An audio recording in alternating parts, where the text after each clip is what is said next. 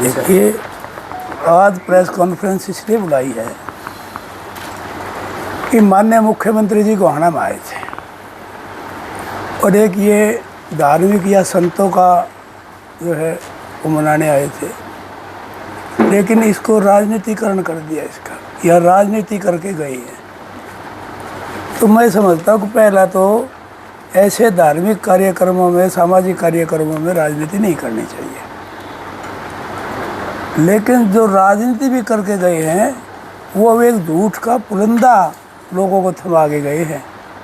अलग झूठी अनगढ़ बातें कह के गए हैं जो मुख्यमंत्री के लेवल की बात नहीं है। मैं आपको ये बताना चाहता हूँ, उन्हें 2-3 मुद्दे उठाए हैं। एक तो मुद्दा ये उठाया है कि गोहाना का बाईपास बनाएंगे।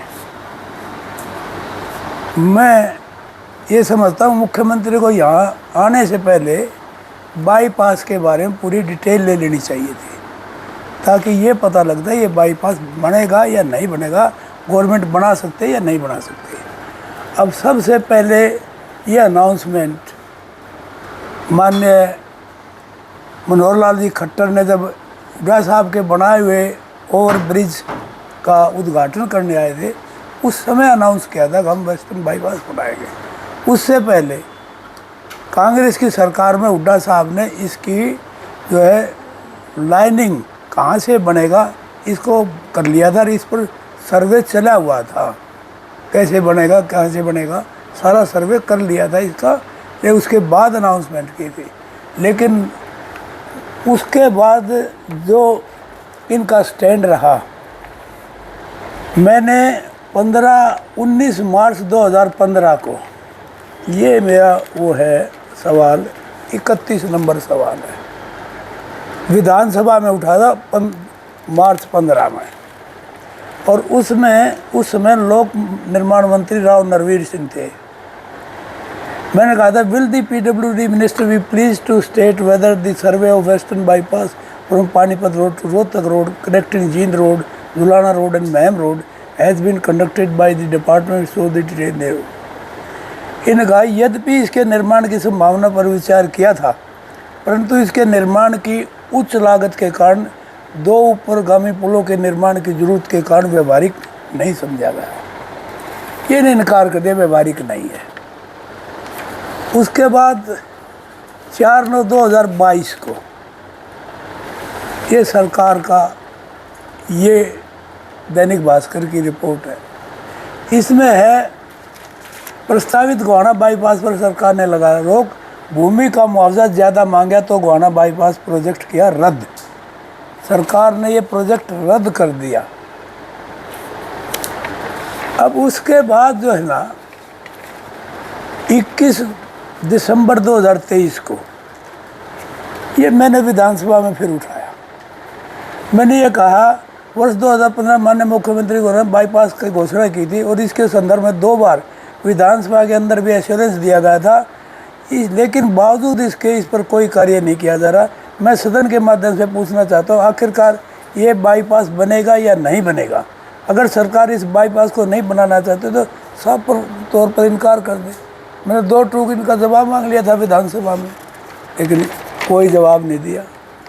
इसके बाद जो है फिर जो है 4/9/2023 को बाईपास बनाने के बारे में 2 बार अनाउंसमेंट हो चुकी हैं, लेकिन अभी तक नहीं बना। इसका कोई भी जवाब नहीं देता, वो जवाब ही नहीं देता कहीं विधानसभा। इसके बाद जो है ना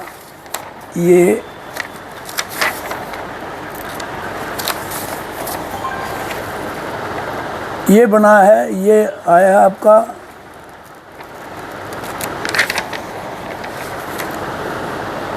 गोहाना बाईपास माने 2015 में घोषणा की गई थी, लेकिन इस पर आज तक कोई कार्य नहीं हुआ। सत्ता पक्ष के कुछ विधायक सदन में ये कह रहे थे कि मुख्यमंत्री जो कहते वो करते, लेकिन गोहाना बाईपास पर आज तक कोई काम नहीं हुआ। इस प्रकार यहाँ सदन में कहा गया था कि सरकार ने सबका साथ सबका विकास किया है। मैं आपके माध्यम से पूछना था, सरकार गोहाना में एक भी ऐसा प्रोजेक्ट बता दे जिसका शिलान्यास उन्होंने करके उद्घाटन किया हो। मैं तो विधानसभा में चैलेंज किया, जब तुम बराबर का करते हो तो एक भी प्रोजेक्ट बता दे 10 साल में जो बीजेपी सरकार ने यहाँ फाउंडेशन रखा हो और उसका उद्घाटन भी कर दिया हो। एक भी नहीं, मैंने खुलेआम चैलेंज किया भी एक बता दे। इनके पास कोई जवाब नहीं था। तो ये जो बातें हैं, जब ऐसी स्थिति है तो मुख्यमंत्री जी ये कह के गए बाईपास का तो ये तो जिला बनाने की कह के गए थे, जिला बनाने की कह के गए थे। जिला बनाने के तो आप देखोगे ये सवाल नंबर 2871 है, ये 2 फरवरी 2019 का है, 2 फरवरी 2019 का है सवाल नंबर है ये मैंने जो है विधानसभा में सवाल उठाया था जिला बनाने का। इनका जवाब है नो। ये थे अभिमन्यु जी रेवेन्यू मिनिस्टर, अभिमन्यु जी का जवाब है no.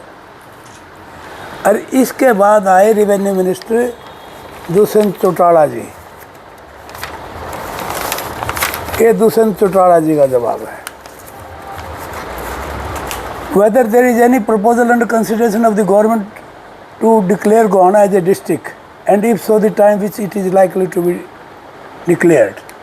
Dushyanth Chautala, sir, there is no proposal under consideration to declare Gohana as a district. ये तो अभी का है, अभी इनकार कर रहे हैं। अब रेवेन्यू जी कहते धनखड़ के उसमें कमेटी बनी थी, ओपी धनखड़ के उसमें, उस कमेटी में क्या हुआ जब गोहाना का उस टाइम दादरी जिला बना दिया गया, तो दादरी जिला बना दिया गया था। उस कमेटी ने ये रिजेक्ट कर दिया था। ये दोबारा कैसे बन सकता है वो नॉर्म्स? क्या ये कहे भाई नॉर्म्स में तब्दीली करके हमने करा है या कुछ करा है?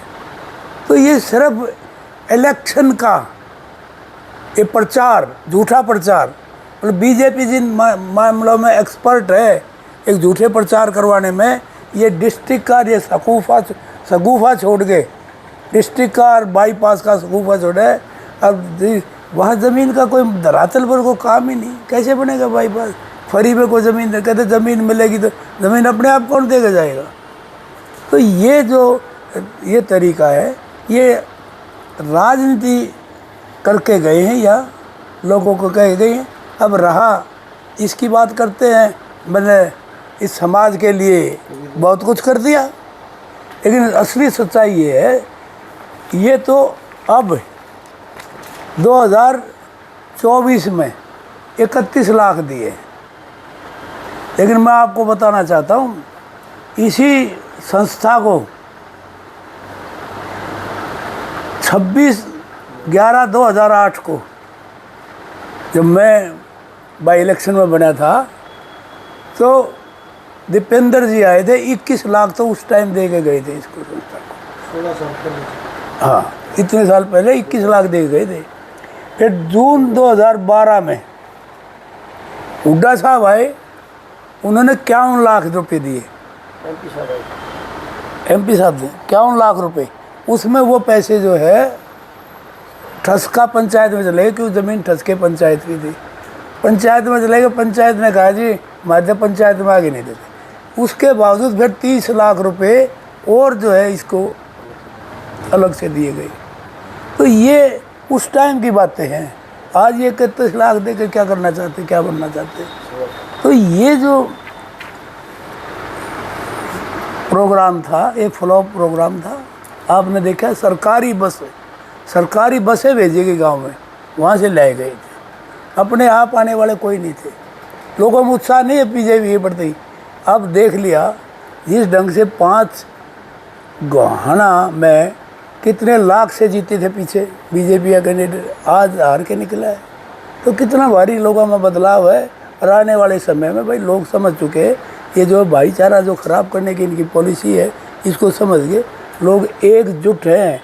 अब तकरीबन एक तरफा माहौल, जब हमारी पिछले एमपी के इलेक्शन में एक भी सीट नहीं थी और एमएलए के इलेक्शन में कितनी सीट आई, आज तो हमारी 5 सीट है। हमारा वोट परसेंटेज कितना बढ़ा हुआ है, उस वोट परसेंटेज के हिसाब से ये जो है हरियाणा में एक तरफा इलेक्शन कांग्रेस का होने जा रहा है।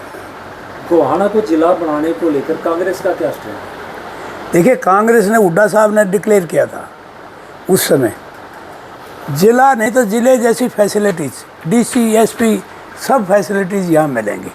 उस टाइम घोषणा की थी हुड्डा साहब ने, लेकिन दुर्भाग्य से भाई बीजेपी की सरकार आ गई, नहीं तो जिले की सारी सुविधाएं यहाँ मिल जाती।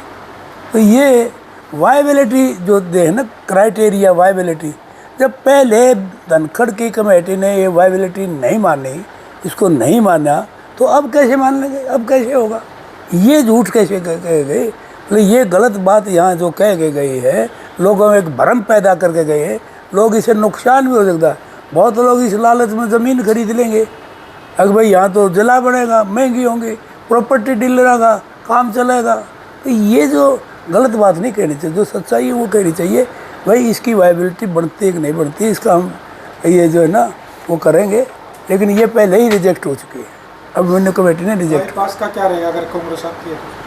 बाईपास हमारी प्रायोरिटी होगी बाईपास की। मैं ये कहता हूँ प्रायोरिटी ये ज़रूर था गोहाना को, जो ट्रैफिक जा रहा है गोहाना के अंदर से, इससे टीबी और ये कैंसर, ये जो धुआं जो प्रदूषण हो रहा है गोहाना शहर में अननेसेसरी का, इससे राहत मिलेगी। टाइम ख़राब होता है सबसे ज़रूरी, एक कीमती टाइम में घंटा घंटा लग जाता है।